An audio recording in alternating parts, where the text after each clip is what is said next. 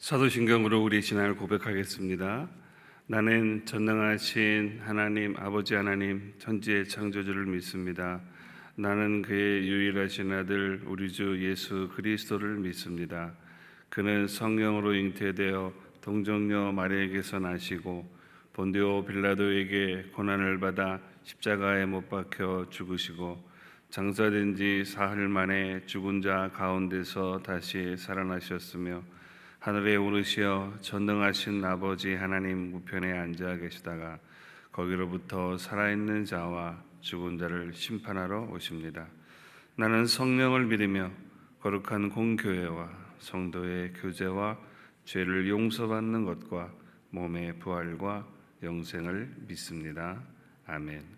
찬송가 508장 부르시겠습니다. 508장입니다.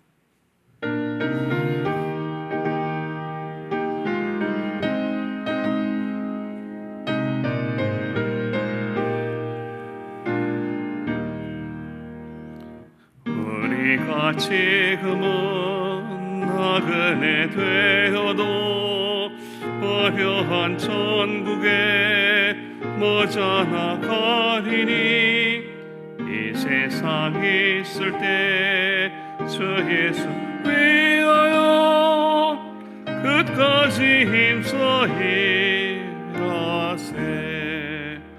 주 내게 부탁하시니 전사도 흠모하겠네.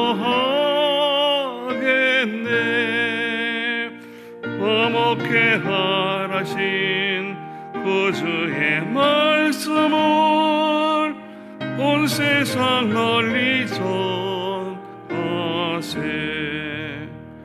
주 예수 말씀이 온 세상 만민들 흉악한 죄에서 떠나라 하시니 이 말씀 듣고서 새 생명 얻으라.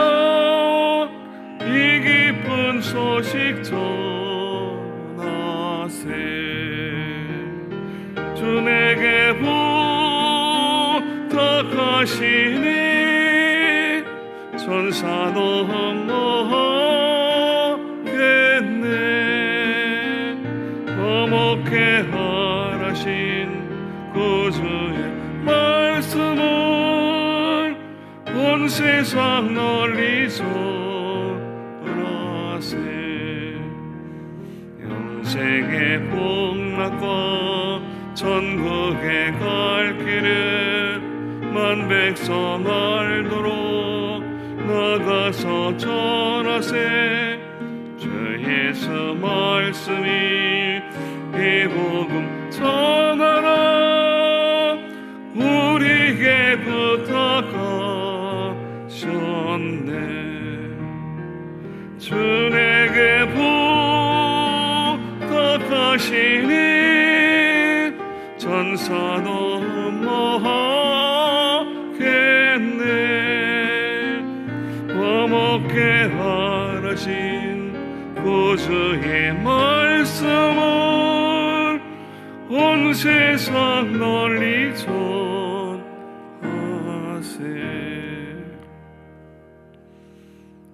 아멘. 하나님께서 오늘 우리에게 주시는 말씀은 마태복음 10장 1절에서 10절까지 말씀입니다.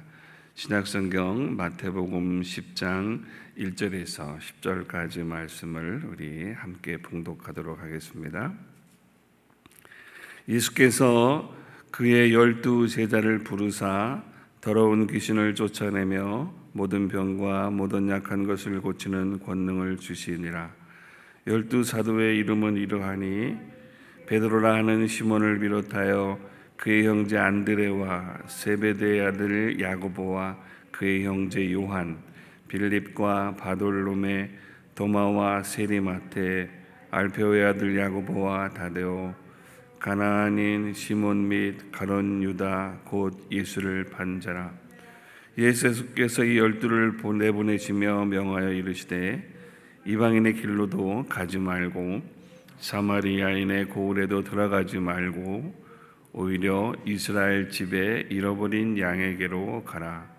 가면서 전파하여 말하되 전국이 가까이 왔다 하고 병든 자를 고치며 죽은 자를 살리며 나병 환자를 깨끗하게 하며 귀신을 쫓아내되 너희가 거저받았으니 거저 주라.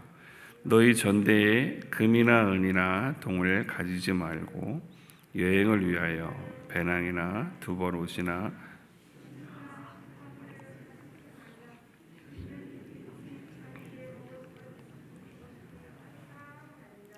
아멘. 할렐루야. 오늘도 또 새벽을 깨어 기도하시는 여러분을 축복합니다. 예수님은 하나님의 나라를 전하는 사역을 위해서 12명의 제자를 부르시고 그들에게 천국 복음을 전할 사명을 주셨습니다.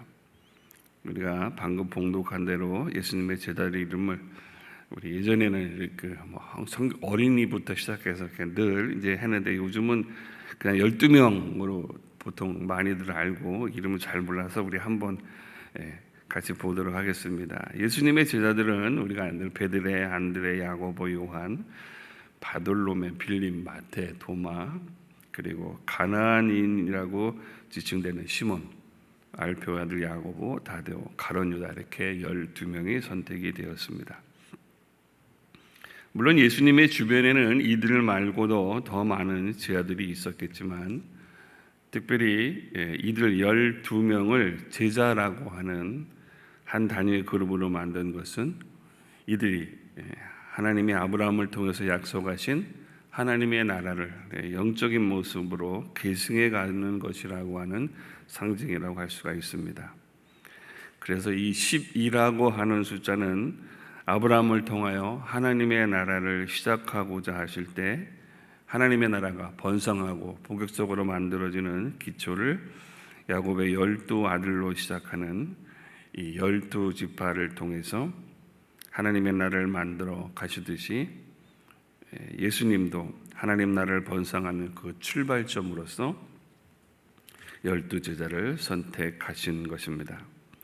창세기 42장 13절 말씀에 보면 그들이 이르되 당신의 종 우리들은 12형제로서 가나안 땅 한 사람의 아들이니라. 막내 아들은 오늘 아버지와 함께 있고 또 우리는 없어졌나이다라고 이제 정탐꾼으로 모으니까 이런 대답을 합니다. 그러자 요셉이 그 말을 듣고 그러면 그 사실을 증명해 보라고 다그칩니다. 요셉도 이러한 형제의 완전한 수를 완성해 가려고 하는 모습을 보여주고 있습니다. 이후로도 이스라엘은 이 10이라고 하는 숫자를 완전체로 인식하고 있는 것을 볼 수 있습니다. 예수님도 이러한 전통 속에서 특별한 그룹을 선발합니다. 12명의 제자들 위에 다음 그룹으로는 70명의 제자들이 활동한 기록도 있지만 이들은 모든 제자들의 대표로서 예수님을 가까이서 직접적으로 도와서 사역에 헌신한 사람들이라고 할 수가 있습니다. 이들 이름은 선택된 사람들의 표상으로 볼 수가 있습니다. 사도행전 1장 22절 말씀에 보면 항상 우리와 함께 다니던 사람들 중에 하나를 세워 우리가 더불어 다음 가룟 유다를 대신해서 사람을 세우자라고 이야기하는 것을 보아서 예수님 주변에 많은 사람이 있었던 것을 우리는 확인해 볼 수 있습니다. 12명의 제자들을 구별하신 예수님은 이스라엘에 간구하던 하나님의 나라가 임하여 왔다라고 하는 기쁜 소식을 전하는 사명을 부여하셨습니다.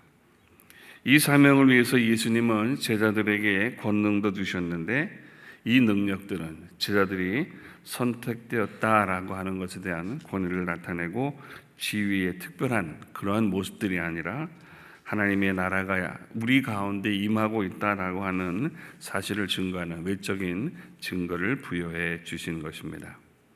일할 수 있는 그들이 선택되었다라고 하는 것에 대한 일할 수 있는 힘을 그들에게 주신 것을 알 수 있습니다. 그리고 일상적인 상황에서는 일어날 수 없는 능력을 그들이 보여줌으로 인해서 복음과 함께 예수님이 메시아 되심과 하나님의 나라가 이렇게 우리에게 임하고 있다는 사실을 증거하게 하신 것입니다. 제자는 구별된 사람들이기는 하지만 하나님의 나라를 사는 모든 사람들은 이 제자된 삶의 부르심에 함께 선택된 사람들이라는 것을 그래서 우리는 기억해야 합니다. 신약 성경에서는 다양한 주인과 종의 관계가 나옵니다. 신뢰의 관계가 돈독해서 좋은 관계를 계속 유지하는 경우도 있고, 또는 주인과 종의 관계가 신뢰가 형성되지 않는 관계로 인해서 갈등을 겪는 사례를 보여주기도 합니다. 달란트 비유에서 주인은 종들의 능력치에 따라서 각각에게 다른 분량의 달란트를 맡기고 먼 길을 떠납니다. 이런 경우에 주인과 종의 관계가 신뢰의 관계가 없다고 한다면 주인은 그 많은 달란트를 개인에게 맡길 수가 없었을 것입니다. 그리고 또한 그것을 위임받은 종들은 주인에게 신뢰를 받은 대로 자기들에게 맡겨진 달란트를 단지 그것을 가치로서 보유하고 또한 그것을 보관해 온 것에 그치지 않고 그것을 가지고 적절하게 활용함으로 인해서 주인이 돌아왔을 때 주인이 예상한 것보다 훨씬 더 좋은 관리와 경영을 잘해서 이익을 가져다 주는 일을 하고 칭찬을 받은 것을 알고 있습니다. 이것은 서로의 신뢰 관계가 충분하기 때문에 할 수 있는 일이었던 것입니다. 주인이 돌아와 회개할 때 종들이 한 일을 전해들은 주인은 종들과의 관계가 그래서 더 돈독해지고 더 많은 것을 마음껏 그들에게 맡길 수 있는 신뢰의 관계가 깊어지게 된 것입니다. 예수님이 제자들을 선택하신 것도 자신의 사역에 신뢰할 사람들이 필요했기 때문입니다. 예수님은 사역을 하시면서 사역을 위해서 이것을 효율적으로 감당할 능력을 위해서 그들을 부르신 것은 아닙니다. 그들은 대부분 예수님의 주변에 있었던 사람들로서 예수님도 그들을 알고 그들로 예수님을 아는 관계였을 것입니다. 그들을 부르신 목적은 하나입니다. 그들과 함께 하나님의 나라를 시작하시려고 하는 것입니다. 그래서 하나님 나라에 대한 소망을 가지고 예수님의 천국의 소망에 대한 신뢰를 소유하는 사람들이었던 것입니다. 예수님은 그들을 12사도로 임명하고 예수님이 위임을 받으신 하나님 나라 천국에 대한 복음의 사명을 함께 이루고자 하신 것입니다. 제자들이 위임받은 것은 어떠한 일에 대한 것이 아니라 하나님 나라의 누림이었던 것입니다. 하나님의 나라가 임했다는 사실은 이미 제자들이 경험한 일입니다. 예수님과 함께 하면서 그들은 이 땅에 임한 하나님의 나라를 경험했던 것입니다. 그래서 하나님의 나라를 전파하여야 한다고 하는 예수님의 말씀을 듣고 예루살렘과 유다를 다니면서 복음을 전하는 일을 감당했던 것입니다. 요한복음 1장에서는 베드로와 안드레가 예수님을 따르게 되는 경위를 설명합니다. 요한복음 1장에 또 이튿날 요한이 자기 제자 중 두 사람께 함께 섰다가 예수께서 거니심을 보고 말하되 보라 하나님의 어린 양이로다. 두 제자가 그의 말을 듣고 예수를 따르거늘 예수께서 돌이켜 그 따르는 것을 보시고 물어 이르시되 무엇을 구하느냐 이르되 라피 어디 계십니까 하니 예수께서 이르시되 와서 보라. 그러므로 그들이 가서 계신 데를 보고 그날 함께 거하니 때가 10시쯤 되었더라. 요한의 말을 듣고 예수를 따르는 두 사람 중에 하나는 시몬 베드로의 형제 안드레라. 그가 먼저 자기 형제 시몬을 찾아 말하되 우리가 메시아를 만났다 하고 데리고 예수께로 오니 예수께서 보시고 이르시되 네가 요한의 아들 시몬이니 장차 게바라 하리라 말씀하고 있습니다. 이후에도 베드로는 이제 예수님을 만나서 이적을 또 경험하게 됩니다. 누가복음 5장 말씀 보니까 말씀을 마치시고 시몬에게 이르시되 깊은 데로 가서 그물을 내려 고기를 잡으라. 시몬이 대답하여 이르되 선생님 우리들이 밤이 새도록 수고하였을 때 잡은 것이 없지만은 말씀에 의지하여 내가 그물을 내리리이다 하고 그렇게 하니 고기를 잡은 것이 심히 많아 그물이 찢어지는지라. 시몬 베드로가 이를 보고 예수의 무릎 아래 엎드려 이르되 주여 나를 떠나소서 나는 죄인이로소이다 하니 이는 자기 및 자기와 함께 있는 모든 사람이 고기 잡힌 것으로 말미암아 놀라고 세베대 아들로서 시몬의 동업자인 야고보와 요한도 놀랐습니다. 예수께서 시몬에게 이르시되 무서워하지 말라, 이제부로는 내가 사람을 취하리라 하시니 그들이 베드로를 육지에 대고 모든 것을 버려두고 예수를 따르니라. 베드로나 다른 제자들은 이처럼 예수님의 이적에 관한 경험을 가지고 있습니다. 그러나 일반 사람들은 아직 이 사실을 알 수가 없었습니다. 예수님이 전하는 하나님의 나라를 실제를 경험하고 있지 않았기 때문입니다. 그래서 예수님은 제자들에게 하나님의 나라가 이미 우리 가운데 임하고 있다는 사실을 경험하게 하시고 이 사실을 증거하기 위하여 예수님이 주신 권능의 실제를 보여주셨던 것입니다. 물론 외적으로 보이는 이적이 하나님의 나라의 전부는 아닙니다. 이스라엘 사람들이 생각하는 어느 기준에 예수님이 보여주신 능력은 사람의 것이 아니라 하늘의 것이 분명했습니다. 세례 요한도 예수님이 자신들이 기다려야 할 메시아가 당신인지 아닌지를 물었습니다. 세례 요한도 인간적인 확신에 흔들렸던 것 같습니다. 그러자 예수님은 또 이렇게 대답하십니다. 누가복음 7장에 예수께서 대답하여 이르시되 너희가 가서 보고 들은 것을 요한에게 알리되 맹인이 보며 못 걷는 자가 걸으며 나병 환자가 깨끗함을 받으며 귀 먹은 사람이 들으며 죽은 자가 살아나며 가난한 자에게 복음이 전파된다 하라. 이렇게 말씀하시면서 하나님의 나라가 지금 시작되고 있다는 사실을 믿고 그 믿음에 흔들리지 말라는 격려를 보내셨던 것입니다. 외적인 이적들이 하나님의 나라의 도래를 증거하는 기준이 될 수는 없지만 당시 이스라엘에게는 복음을 확증하는 역사들이 일어나고 있었던 것입니다. 누가복음 우리 7장 그 다음 말씀 보면 누구든지 나로 말미암아 실족하지 않은 자는 복이 있다고 하나님의 나라로 확신을 가질 것을 말씀하고 있습니다. 이 확신을 가지고 제자들이 전해야 하는 복음은 이런 하나님의 나라에 관한 구체적인 사실들이었던 것입니다.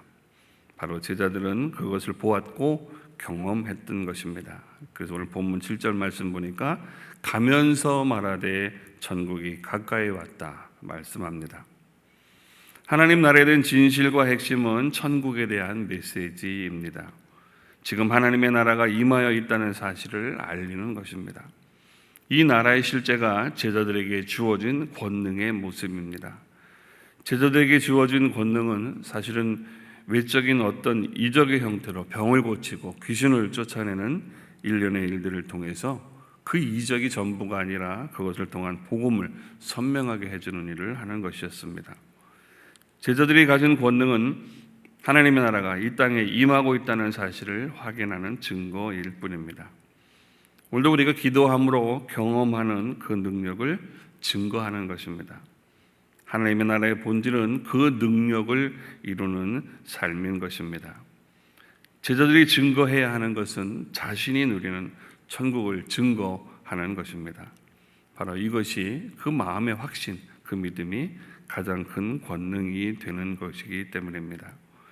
제자들에게 부여되어져 있는 능력들은 개인적인 능력을 보여주어서 자랑하기 위한 것이 아니기 때문에 예수님이 전파하는 복음을 전하고 또 그들이 갈망하던 하나님의 나라를 보고 믿게 하는 한 과정이었던 것입니다. 예수님은 이렇게 12명의 사람들을 구분하신 것입니다. 그들은 우리가 아는 대로 세상적으로 뛰어나거나 학식이 높거나 또는 특별한 재주를 가진 사람들이 아니었습니다. 그들은 이스라엘 변두리, 사람들이 외면하는 갈릴리 지역의 소시민들이었습니다. 다만 그들은 천국을 소망하고 있었고 예수님의 부르심에 순종한 그냥 일반의 사람들이었습니다. 그와 같이 예수님이 보내시는 사람들은 하나님의 백성들로서 그냥 일반적으로 하나님의 나라를 사는 사람들이었던 것입니다. 신앙의 행동으로서 특별한 일을 요구하는 것이 아니라 신앙의 자연스러운 모습이 그 자체가 복음을 가지고 나아가게 하신 것입니다. 오늘도 하나님의 나라를 신뢰하고 믿으며 그 나라를 사는 사람은 제자로서의 사명에 충실해야 하는 것입니다. 그러면 오늘 예수님이 우리에게도 이런 명령을 하신다면 우리는 어떻게 해야 하는가 하는 것입니다. 오늘날도 전도를 해야 되는지 또는 우리 전도는 이제 시대가 끝났다, 그래서 하지 말아야 하는지에 대한 많은 논의가 있고, 또 전도의 방법에 관한 것도 어떻게 하는 것이 현대적인 전도에 있어서 가장 적합한 것인가에 대한 많은 고민거리를 가지고 있습니다. 더구나 요즘과 같이 코로나19로 인해서 대면이 어렵고 또 왕래하는 것도 어렵고 접촉하는 것이 어려운 이런 상황에서 복음을 전해야 하는 예수님의 보내심에 우리는 어떻게 응답해야 하는가에 대한 다양한 의견들을 가지고 있습니다. 그러나 제자들이 보냄을 받은 당시의 상황을 보면 우리는 더 많은 기회와 도구와 방법이 있다는 사실을 인정해야 합니다. 성경 우리 마태복음 10장 16절 말씀 보면 보라 내가 너희를 보냄이 양을 이리 가운데로 보낸가 같도다. 그러므로 너희는 뱀같이 지혜롭고 비둘기같이 순결하라고 말씀하는데, 이런 표현에서 예수님이 비록 하나님의 나라를 증거하고 전파하기 위해서 그들을 보내기는 하지만 제자들을 보내는 걱정스러운 마음의 표현이 어떤지를 알 수가 있는 것입니다. 당시는 이스라엘은 로마의 식민지 시대이고 예수님이 전파하는 천국의 말씀들은 기존의 이스라엘의 사회와 질서를 지탱하는 율법을 흔들어 놓는 것들이었습니다. 종교를 통해서 기득권을 가지고 있는 사람들에 대한 반대는 진리에 대한 사실을 말하는 것이 아니라 그들이 속해 있는 기반을 흔드는 말씀이었기 때문입니다. 그래서 어떤 사람들은 예수님을 죽이려고 협박하기도 하고 돌로 치려는 사람들도 있었습니다. 나사렛에서는 예수님을 노골적으로 반대하는 사람들이 있었던 것을 알 수 있습니다. 누가복음 말씀에 일어나 동네 밖으로 쫓아내어 그 동네가 건설된 산 낭떠러지까지 끌고 가서 밀쳐 떨어뜨리고자 하되라는 말씀을 보고 알 수 있습니다. 이런 외적인 환경에도 불구하고 예수님은 부름에 응답한 것입니다. 그러면 이런 순종의 이유는 무엇이겠습니까? 그것은 그들이 이 일에 수고함으로 인해서 어떠한 대가를 받거나 또는 자신의 단체가 더 많은 사람들이 올 수 있도록 홍보하는 사람들이 아니었다는 것입니다. 그들은 하나님의 나라를 섬기고 바라보는 사람들이었기 때문에 그 일을 감당한 것입니다. 예수님의 말씀하신 하나님의 나라를 경험함으로 담대하게 그 부르심에 응답하고 복음을 전하는 사역을 위해서 그들의 삶을 헌신하고 순종했던 것입니다. 요한복음 6장에 시몬 베드로가 대답하되 주여 영생의 말씀이 주께 있사오니 우리가 누구에게로 가보리까라고 고백하는 장면이 있습니다. 하나님의 나라가 임하고 있다는 사실이 경험되었기에 그들은 제자로서 부르심을 받은 일에 자신을 드렸던 것입니다. 그들 안에 임하시는 성령을 통하여 하나님의 나라를 경험하고 그 일의 증인이 된 것입니다. 사도행전은 이런 사역의 결과로서 베드로가 복음을 전하자 3,000명이 회개하는 일이 있었다라는 것을 증거합니다. 그 말을 받은 사람들은 세례를 받음에 그날에 신도의 수가 3,000이나 더하더라고 사도행전에 말씀합니다. 예수님도 자신의 사역의 목적을 하나님의 나라를 전하는 것이라고 말씀하시면서 이 사역을 위해서 쉬지 않고 이스라엘을 다니신 것을 알 수 있습니다.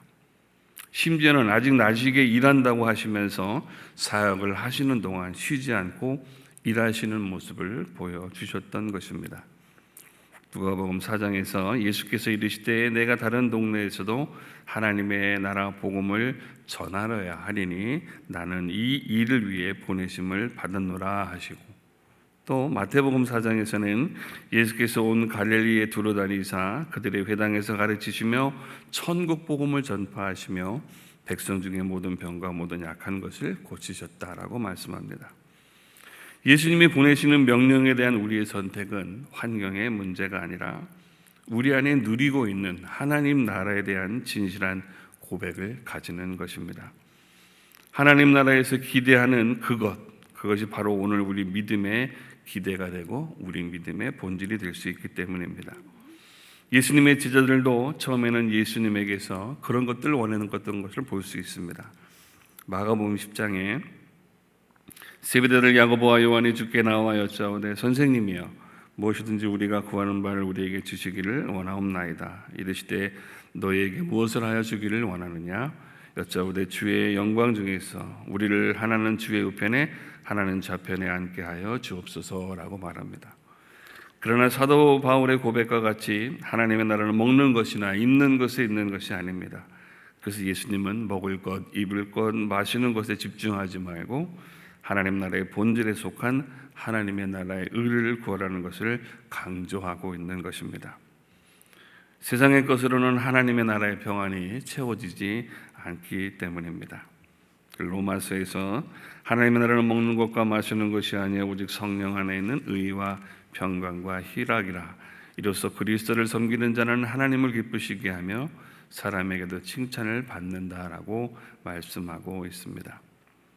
사도 바울도 하나님의 나라를 경험하고 있었기에 평생을 주의 복음을 전하는 일에 자신의 것을 드린 것을 알 수가 있습니다. 디모데전서 6장 12절 말씀에 보면 믿음의 선한 싸움을 싸우라 영생을 취하라 이를 위하여 내가 부르심을 받았고 많은 증인 앞에서 선한 증거를 하였도다라고 말씀하고 있습니다.